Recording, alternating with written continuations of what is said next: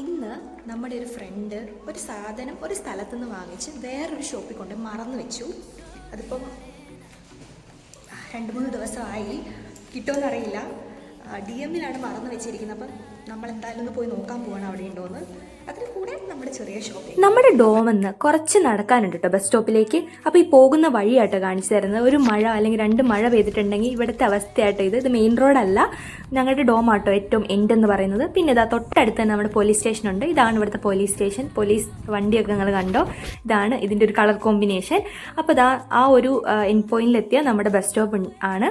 പിന്നെ bus stop ഒരു waiting shed പോലത്തെ ഒരു സംഭവം ഉണ്ട് കേട്ടോ. പിന്നെ അതിൻ്റെ അകത്ത് ആളായിരുന്നു, അതുകൊണ്ടാണ് ഞാൻ പുറത്ത് നിന്നത്. കുറച്ച് നേരം വെയിറ്റ് ചെയ്യേണ്ടി വന്നു. അങ്ങനെ ഇതാ നമ്മൾ ബസ് വന്നു കഴിഞ്ഞ് നമ്മൾ ആദ്യം പോകുന്നത് സിറ്റി സെൻറ്ററിലോട്ടാട്ടോ. അവിടെയാണ് DM, ഉൾവോർത്ത്, ആക്ഷൻ, അതുപോലെ കൗഫ്ലൻഡ് എല്ലാം ഉള്ളൊരു സിറ്റി സെൻറ്ററാണ്. അപ്പം നമ്മൾ കയറി, നമ്മൾ ആദ്യം തന്നെ നമ്മൾ വന്ന ഉദ്ദേശം നടക്കട്ടെ എന്ന് വിചാരിച്ച് DM-ലോട്ടാട്ടോ കയറി ചെല്ലുന്നത്.